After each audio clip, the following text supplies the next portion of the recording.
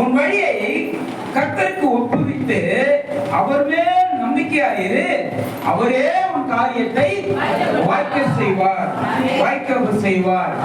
சரிங்களா? நம் வழி என்ன பண்ணோம்? இந்த வசனம் ஒரு வாக்குத்தத்தமான வசனம் இல்லைங்களா? ஒரு வாக்குத்தத்தமான வசனம். உன் வழியை நம்ம செய்ய போற காரியங்கள், நம்ம தேடல்கள், நம்ம நோக்கங்கள், நம்ம எண்ணங்கள் எல்லாவற்றையும், நீங்க ஒரு பிசினஸ் பண்ண போறீங்களா, நீங்க படிக்கிறீங்களா, இல்ல என்ன காரியம் செய்ய போறீங்க, எல்லாவற்றையும் என்ன பண்ணுமா அவரிடத்துல சொல்லிட்டு என்ன பண்ணும்? நம்பிக்கையா இருக்கணும். நான் கர்த்தரிடத்துல சொல்லிட்டேன், அவர் என்ன பண்ணுவாரு? என் காரியத்தை வாய்க்க செய்வார். அதான் இன்னைக்கு தலைப்பு. கர்த்தர் உன் காரியத்தை வாய்க்க செய்வார். ஹல்லேலூயா. இந்த வசனம் அப்படிப்பட்ட வசனம் இல்லைங்களா? ஒரு ஒரு அர்ப்பணிப்பு இருக்கணும் நம்ம கிட்ட. அததான் சொல்லுது. தேவனிடத்துல உங்களை அர்ப்பணிச்சணும், ஒப்பு கொடுக்கணும். நம்ம ஒப்பு கொடுத்துட்டோம்னா நம் காரியங்களை எல்லாவற்றையும் அவர் என்ன பண்ணுறாரு? வாய்க்க செய்கிறார்.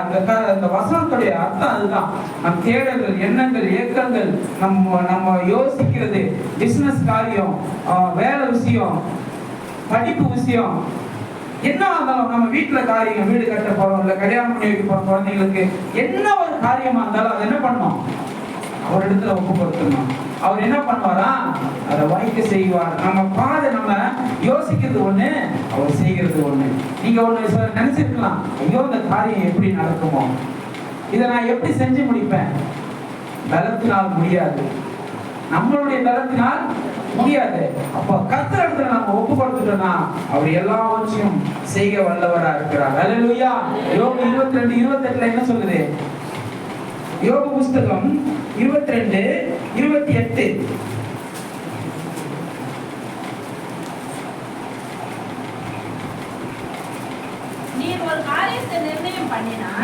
நீ ஒரு காரியத்தை நிர்ணயம் பண்ணினால் அது உமக்கு நிலவரப்படும், உம்முடைய பாதைகளில் வெளிச்சம் பிரகாசிக்கும். ஹல்லேலூயா. நீங்க ஒரு காரியத்தை நிர்ணயம் பண்ணிட்டாருன்னா உங்களுக்கு அது நிலவரப்படும், வீணா போயிடாது இல்லைங்களா? அது உறுதிப்படும். அது கர்த்தரிடத்துல நீங்க ஒரு காரியத்தை சொல்லி அவர் என்ன பண்றாரு? அந்த காரியத்தை உறுதிப்படுத்துகிறார். அது என்னவாகும்? வெளிச்சம்னா என்னங்க? நம்ம சிந்தையில ஒரு என்ன நல்ல ஒரு ஆலோசனை அப்படி தருவாரா? நல்ல ஒரு ஆலோசனையை கொடுப்பார், அவன் ஹெல்ப்புக்கு ஆளை கொடுப்பார். எல்லாவற்றும் அது என்ன பண்ணுங்க? நிலவரப்படும், அது உறுதிப்படும், அது உண்மையாக செய்து முடிக்கப்படும். அப்ப அதுல என்ன இருக்காது? இருள் இருக்காது, சாத்தானுடைய கிரியை அதுல இருக்காது. ஹல்லேலூயா. அதுதான் அதான் இருள் இருக்காது, சாத்தானுடைய கிரியை இருக்காது, தேவனுடைய கிரியை மட்டுமே இருக்கும். அவருடைய வல்லமையினாலே அதை செய்து முடிப்போம். ஹல்லேலூயா. ஹல்லேலூயா. இந்த வசனத்தை பார்க்கும்போது ஒருத்தரை கண்டிப்பா நமக்கு எல்லாருக்கும் ஞாபகம் வரும். யாரு சொல்லுங்க? யாரு? யோபு. ஹல்லேலூயா. யோபு அவர் என்ன பண்ணாருங்க? யோபு என்ன பண்ணாங்க? அவங்க சகோதரர்லாம் சேர்ந்து என்ன பண்ணாங்க? கொலை செய்ய முடிவு செய்யறாங்களா? கொண்டுலாம் கொலை செய்ய முடிவு பண்ணாங்க.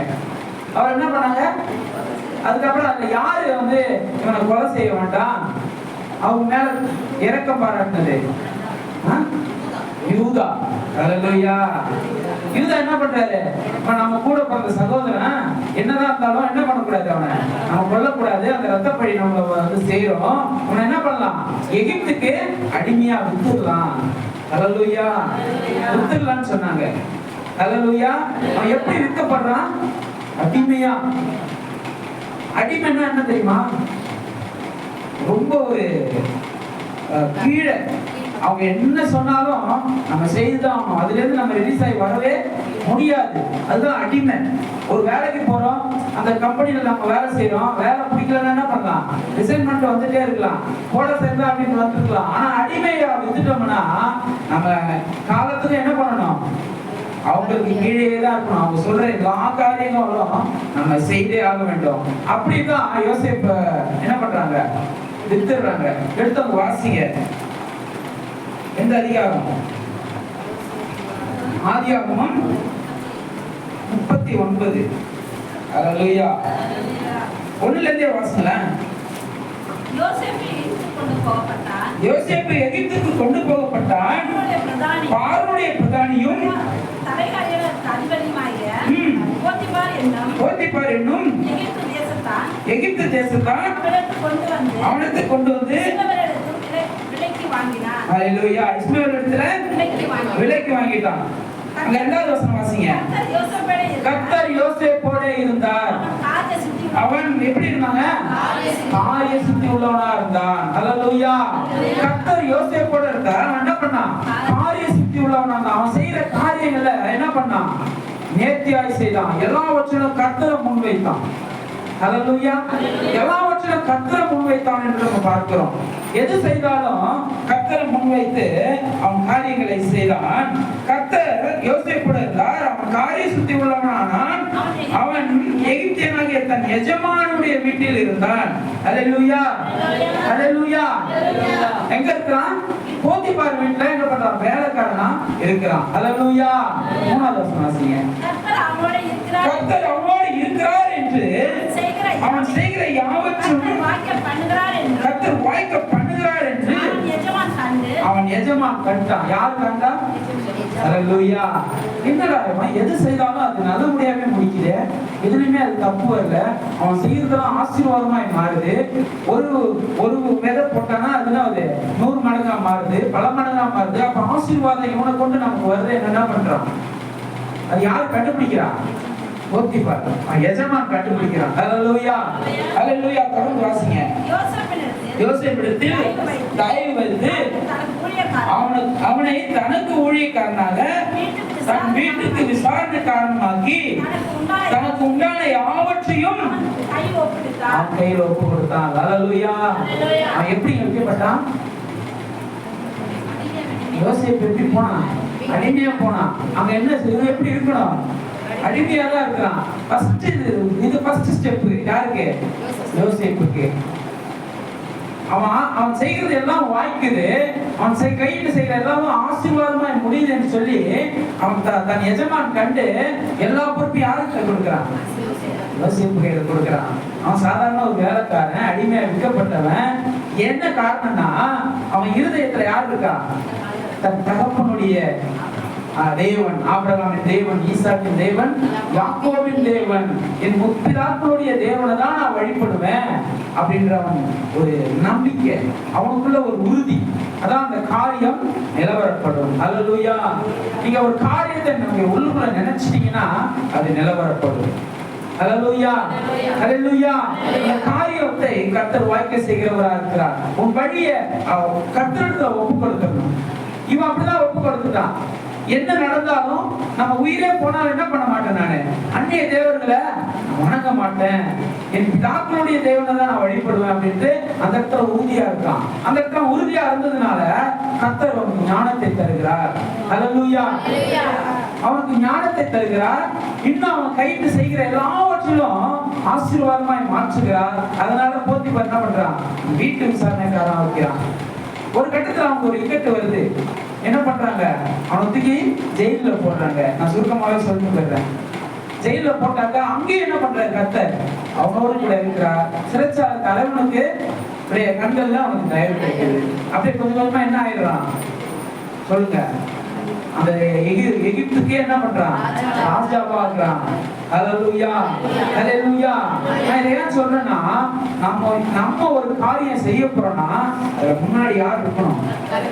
ஆமென். நான் இந்த இடத்துக்கு போறேன், நான் இங்க போறேன், இதை செய்ய போறேன். அப்போ இந்த காரியத்துல நீங்க இருக்க, என் வழியை உங்களுடைய கரத்தை ஒப்பு கொடுக்கிறேன், நீங்க என்ன நடத்துங்க அப்படின்னு நம்ம சொல்லிட்டு போகும்போது கர்த்தர் யாவற்றையும் மாற்றுகிறவரா இருக்கிறார். அல்லேலூயா. கர்த்தர் யாவற்றையும் மாற்றி கொடுக்கிறவரா இருக்கிறார். 2003 2004 நினைக்கிறேன். நான் மும்பை போயிருந்தேன். Company service worker. மும்பை போயிருக்கும் போது மும்பைல தாராப்பூர்னு ஒரு இடம். அங்க போயிட்டு ஒரு மாசம் வேலை முடிச்சு டிக்கெட் புக் பண்ணி, அப்ப ஆன்லைன்லாம் கிடையாது, டிக்கெட் புக் பண்ணலான்ட்டு நான் தாராப்பூர்ல இருந்து பவுஷர்ன்ற ஒரு ஊருக்கு வரணும். பவுஷருக்கு வந்து டிக்கெட்லாம் புக் பண்ணிட்டேன், டிக்கெட்லாம் வாங்கிட்டேன். வாங்கிட்டு எனக்கு தெரியாது, அப்போ ஹிந்தி நிறைய தெரியாது, ஏதோ ஒரு சில வார்த்தைகள் தான் தெரியும். என்ன பண்ணிட்டேன்னா அது சூரத் போற ட்ரெயின் எக்ஸ்பிரஸ் அதுல ஏறிட்டேன். அது ஏறினா அந்த அடுத்த ஸ்டாப் நான் இறங்கணும், வண்டி நிக்கல, போயிட்டே இருக்கு. என்னடா வண்டி போயிட்டு இருக்கு, இது எங்க போறோம் என்ன ஏதுன்னு எனக்கு தெரியல. ஒரு கட்டத்துல ஒரு சிக்னல் வண்டி ஸ்லோவாச்சு, குதிச்சுட்டேன். ஹல்லேலூயா. என்ன பண்ணிட்டேன், குதிச்சுட்டேன். குதிச்ச உடனே நான் குதிச்ச பார்த்துட்டு இன்னொரு பையன் குதிக்கிறான். ஏன் அப்போ எனக்கு ஈக்குவலா தான் இருக்கு அந்த பையன். எனக்கு ஒரு சில வார்த்தை தெரியும். ஏன்னா நான் குதிச்ச பார்த்து அவன் குதிச்ச உடனே 2 பேரும் பேசிக்கிறோம். தும்நாம் கேகே கணேஷ், தும்நாம் கேகே அருள், இவ்வளவுதான் நாங்க 2 பேரும் பேசுறது. நீ எங்க போனோம், ஹவுஸ்ல போனோம், நானும் அங்கதான் போனோம், வா போவோம் அப்படின்ட்டு குதிச்சு முட்டிக்கிட்டுலாம் தேய்ச்சி. ட்ரெயின் ஸ்லோவா போற மாதிரி தான் இருக்கும், ஆனா அது ஃபாஸ்டா போகும். முட்டிக்கிட்டு கையெல்லாம் தேஞ்சிருச்சு, இருந்தாலும் நம்ம எங்க போறோம்னே தெரியல. எப்படி நம்ம திருப்பி வர்றது, கையில காசு இல்லை, இருந்ததெல்லாம் டிக்கெட் புக் பண்ணிட்டேன். அந்த பையனும் குதிச்சான். அப்போ கர்த்தர் உங்களோடு கூட ஒருத்தரை அனுப்புகிறார். உங்க காரியம் கர்த்தர் உங்களோடு இருந்தால் உங்க பாதுகாக்க உங்களை அனுப்புகிறார்.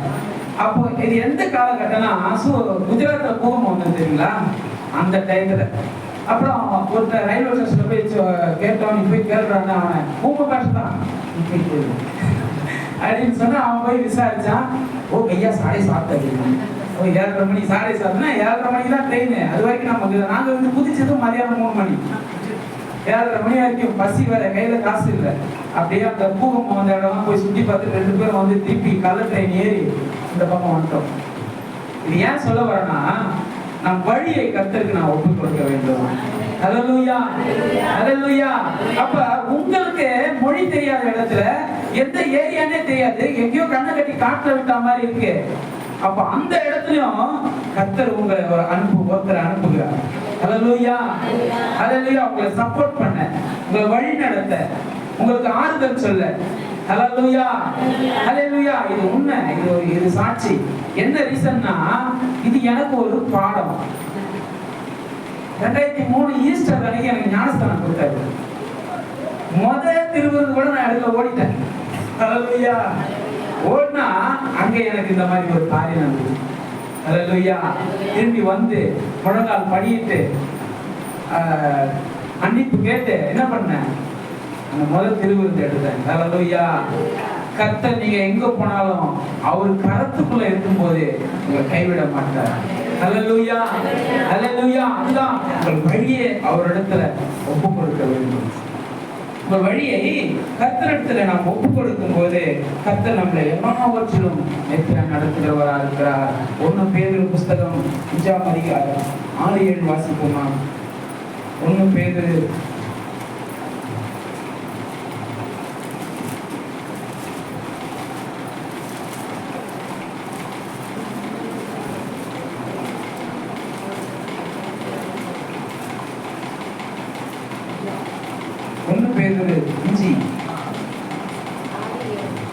ஆகையால் ஏற்ற காலத்திலே தேவன் உங்களை உயர்த்தும்படிக்கு அவருடைய பலத்த கைக்குள் அடங்கியிருந்தல். ஹல்லேலூயா.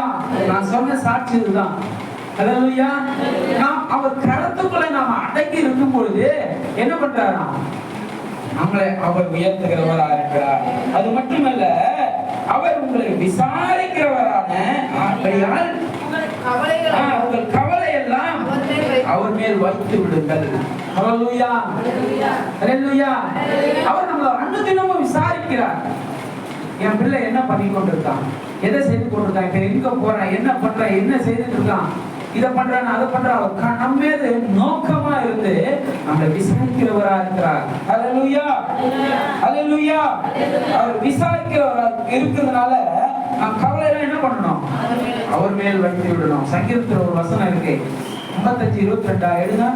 கர்த்தர் உன் பாரத்தை வைத்து விடு, அவர் உங்களை ஆதரிப்பார். நீதிமானை ஒருபோதும் தள்ளாட. ஹல்லேலூயா. நீதிமானை ஒருபோதும் தள்ளாட விட மாட்டார். காரணம், நம் வழியை அவர் கருத்துல ஒப்பு கொடுக்கும் போது நம் பாதைகள் எல்லாம் என்ன பண்ணுங்க, செவ்வையாய் மாறும். மலைகள் எல்லாம் உடைத்து போடுகிறவராக இருக்கிறார்.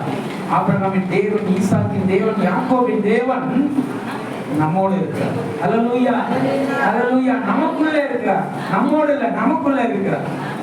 நம்மளை தேர்ச்சி வழி நடத்துகிறவரா இருக்கிறார். ஹல்லேலூயா, நம்மளை தேர்ச்சி வழி நடத்துகிறவரா இருக்கிறார்.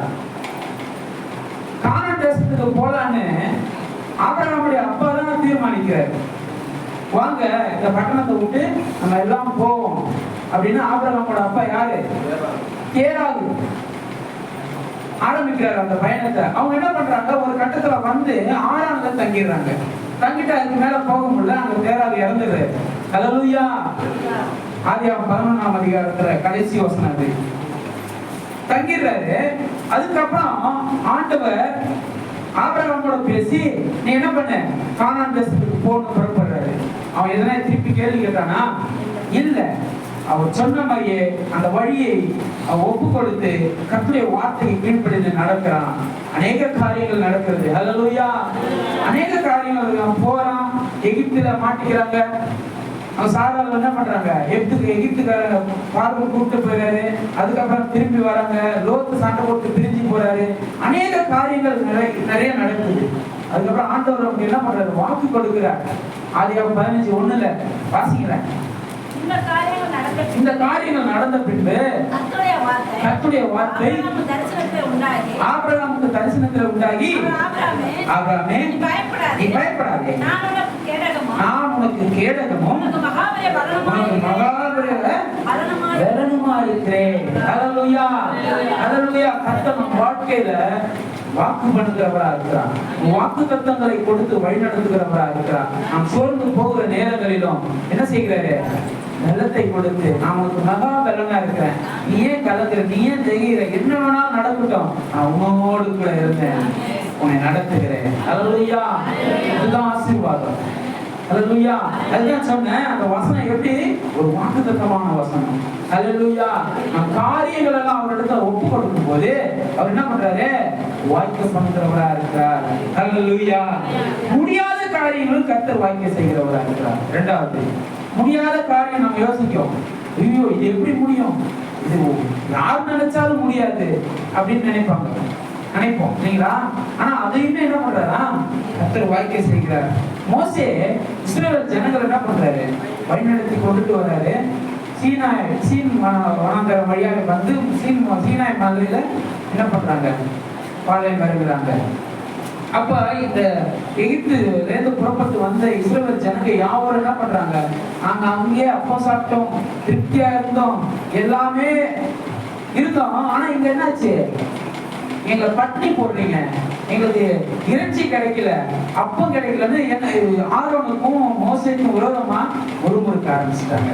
ஹல்லேலூயா, ஹல்லேலூயா. யாத்திராகமம் 16 எடுத்துருங்க.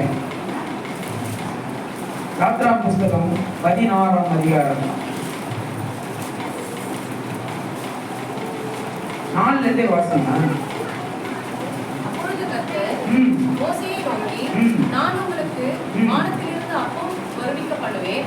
ஜனங்கள் போய் ஒவ்வொரு நாளுக்கும் வேண்டியதை ஒவ்வொரு நாளிலும் சேர்த்துக் கொள்ள வேண்டும். அதனால் அவர்கள் என் நியாய பிரமாணத்தின்படி நடப்பார்களோ நடக்க மாட்டார்களோ என்று அவர்களை சோதிப்பேன். 6ஆம் நாளிலே அவர்கள் நாள்தோறும் சேர்கிறதை பார்க்கிலும் இரட்டத்தனையாக சேர்த்து அதை ஆயத்தம் பண்ணி வைக்கப்பட்டவர்கள். அப்பொழுது மோசேயும் ஆரோனும் இஸ்ரவேல் புத்திரர் எல்லாரையும் நோக்கி, கர்த்தர் உங்களை எகிப்து தேசத்தில் இருந்து புறப்பட பண்ணினவர் என்பதை சாயங்காலத்தில் அறிவீர்கள். விடிய காலையில் கர்த்தருடைய மகிமையையும் காண்பீர்கள். கர்த்தருக்கு விரோதமான உங்கள் முறுமுறுப்புகளை அவர் கேட்டார். ஆமென். ஹல்லேலூயா. அந்த முறுமுறுப்பை யார் கேட்டாங்க? கர்த்தர் கேட்டார். கர்த்தர் கேட்கிறாரு. என்னென்ன நாங்க என்ன பண்ண போறோம், பட்டினி கிடந்து சாக போறோம், எங்களுக்கு இறைச்சி இல்ல, அப்பம் இல்ல, அங்க நாங்க திருப்தியா இருந்தோம் அப்படின்ட்டு. ஆனா அதை காட்டிலும் கர்த்தர் என்ன பண்றாரு, திருப்தியாய் வைத்திருக்கிறார். ஹல்லேலூயா. 13 வாசிக்கல, அதுவே 13. சாயங்காலத்தில் காடைகள் வந்து விழுந்து பாளையத்தை மூடிக்கொண்டது. விடிய காலத்தில் பாளையத்தை சுற்றிலும் பனி பெய்திருந்தது. என்ன ஆச்சா இதுல, கர்த்தர் அந்த வனாந்தரத்துல யாராவது இறைச்சி தர முடியுமா? ஹல்லேலூயா. இறைச்சி தர முடியுமா? கர்த்தர் இடத்துல இவங்க மோசே இடத்துல என்ன பண்ணாங்க, முறுமுறுத்தாங்க. மோசே யாருக்கிட்ட கேட்கிறாரு, கர்த்தரிடத்துல சொல்றாரு. கர்த்தர் உன்னை வாக்கு பண்ணுகிறார். ஹல்லேலூயா. இதான் முடியாது வனாந்தரம், அங்க எதுவுமே கிடையாது. அந்த முடியாத காரியத்தையும் கர்த்தர் வாய்க்க செய்கிறவரா இருக்கிறார். ஹல்லேலூயா. ஹல்லேலூயா. பாடைகளை கொண்டு வந்து நிரப்பிட்டாரு பாளையம் முழுவதும். முடிய காலத்துல என்ன இருக்கு? பனி பெய்யுது. பனி பெய்து கொஞ்ச நேரம் ஆனவன என்ன இருக்கு? அது தொடர்ந்து வாசிங்க. பெய்திருந்த பனி நீங்கின பின் இதோ வனாந்தரத்தின் மீதெங்கும் ஒரு சிறிய வஸ்து உறைந்த பனிக்கட்டி கொடி தனியாக தரையின் மேல் கிடந்தது. இஸ்ரவேல் புத்திரர் அதை கண்டு அது என்னதென்று அறியாதிருந்து ஒருவரை ஒருவர் பார்த்து இது என்னவென்று கேட்டார்கள். அப்பொழுது மோசே அவர்களை நோக்கி இது கர்த்தர் உங்களுக்கு புசிக்க கொடுத்த அப்பம். ஹல்லேலூயா. ஹல்லேலூயா. அது பனி போல பெய்து வானத்திலிருந்து கொடுக்கப்பட்டது மன்னா. ஹல்லேலூயா. அந்த மன்னாவை தான் கர்த்தர். அந்த மன்னா யார் சாப்பிடுறது? யார் சாப்பிடுறது? தேவதூதர்கள். ஹல்லேலூயா. தேவதூதர்கள் சாப்பிடுற மன்னாவை இஸ்ரவேல் ஜனங்களுக்கு கொடுத்தார். ஹல்லேலூயா. முடியாத காரியங்களும் வாய்க்க செய்கிற தேவன் அவர். ஹல்லேலூயா. ஹல்லேலூயா. முடியாத காரியங்களும் கர்த்தர் வாய்க்க செய்கிறார். லூக்கா புத்தகம் 9வது அதிகாரம் எடுத்துங்களேன். இயேசு பெதஸ்தா என்ற இடத்துக்கு போறாரு. எங்க போறாருங்க? அவரை போறதை கண்டு என்ன பண்றாங்க? ஜனங்க எல்லாம் கூட போயிடுறாங்க. ஹல்லேலூயா. 11ல இருந்து வாசிங்களேன்.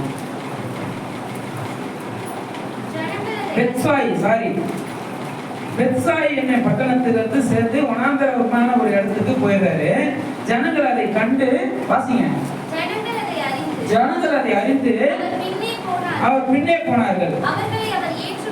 அவர்களை அவர் ஏற்றுக்கொண்டு தேவனுடைய ராஜ்யத்தை குறித்து அவர்களுடைய பேசி சொஸ்தமடைய வேண்டும் என்று சொஸ்தப்படுத்தினார். சாயங்காலமான போது அவரை நோக்கி நாம் இருக்கிற இடம் வனாந்தரமா இருக்கிறது. சுற்றி இருக்கிற ஊர்களிலும் கிராமங்களிலும் ஜனங்கள் போய்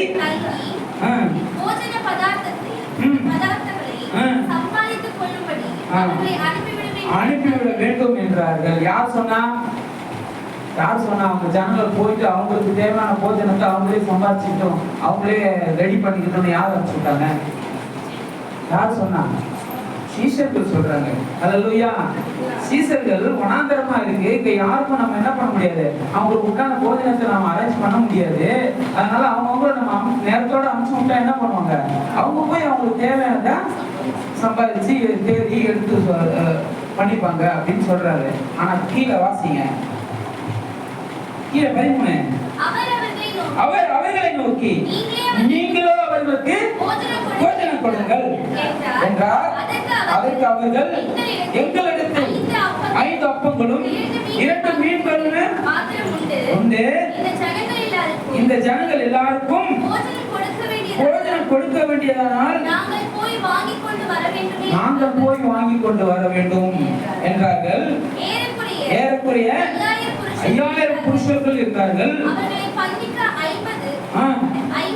50 பேராக உட்காரும்படி சொல்லுங்கள் என்று தம்முடைய சீஷர்களுக்கு சொல்றாரு. யார் சொல்றா? ஆண்டவராகிய இயேசு கிறிஸ்து. எப்ப 5 அப்பம் தான் இருக்கு, 2 மீன் தான் இருக்கு, இதை வச்சு நான் என்ன பண்றது? நீங்க உட்கார சொல்றீங்களான்னு சீஷர்கள் என்ன வந்திருக்கோம்? ஒரு குழப்பம் வந்திருக்கோம் இல்லைங்களா? தொடர்ந்து வாசிங்க. ஆமென். அப்பொழுது அந்த 5 அப்பங்களையும் அந்த 2 மீன்களையும் எடுத்து வானத்தை அண்ணாந்து பார்த்து அவைகளை ஆசீர்வதித்து விட்டு ஜனங்கள் முன் வைக்கும்படி சீஷர்களுக்கு கொடுத்தார். அப்புறம் எல்லோரும் சாப்பிட்டு திருப்தி அடைந்தார்கள். மீதியான துணிக்கு 12 மூடை எடுக்கப்பட்டார். ஹல்லேலூயா. ஹல்லேலூயா.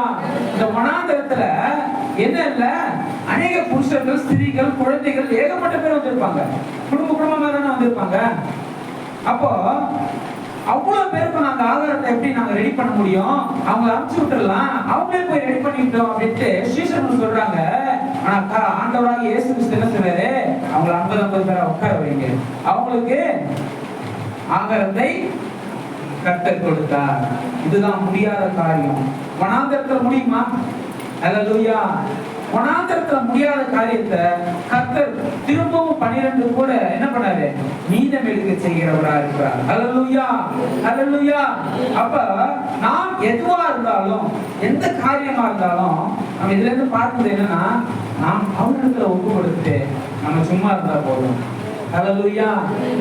எல்லாத்தையும் அவரிடத்துல சொல்லிடணுமா? எல்லாத்தையும் அவரிடத்துல சொல்லிட்டு நாம எப்படி இருக்கணும்? அமைதியா இருக்கணும். பிலிப்பியர் 4:6 என்ன சொல்லுகிறது?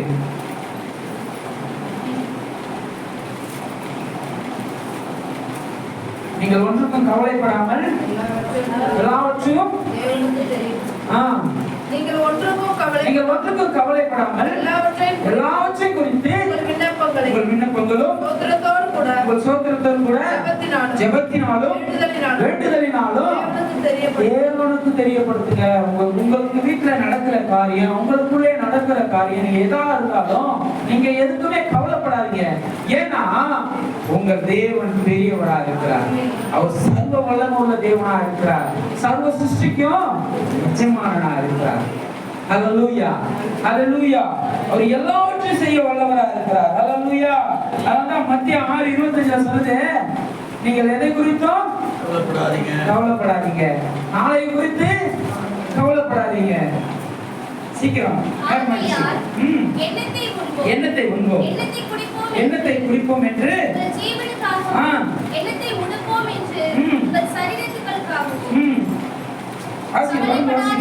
கவலைப்படாதீர்கள் என்று உங்களுக்கு சொல்லுகிறேன். ஆகாரத்தை பார்க்கிலும் ஜீவனும், உடைய பார்க்கிலும் சரீரமும் விசேஷித்தவைகள் அல்லவா? ஆகாயத்து பட்சிகளை கவனித்து பாருங்கள், அவைகளை விதைக்கிறதும் இல்லை, அறுக்கிறதும் இல்லை, களஞ்சியங்களில் சேர்த்து வைக்கிறதும் இல்லை, அவைகளையும் பரமபிதா பிழைப்பிட்டுகிறார். அவைகளை பார்க்கிறோம். ஹல்லேலூயா, ஹல்லேலூயா. ஆகாயத்து பட்சிகளை பார்க்கிறோம். நீங்கள் யாரு? விசேஷித்தவர்கள். தேவன் கையில எப்படி இருக்கீங்க? கர்த்தருடைய கையில விசேஷித்தவளா இருக்கீங்க. விசேஷித்தவனா இருக்காங்க. எப்படி வச்சிருக்கிறாராம்? ராஜாக்களும் ராஜாத்திகளுமாய் வைத்திருக்கிறார். அப்போ நாம் இது குறித்து கவலை பண்ணணுமா?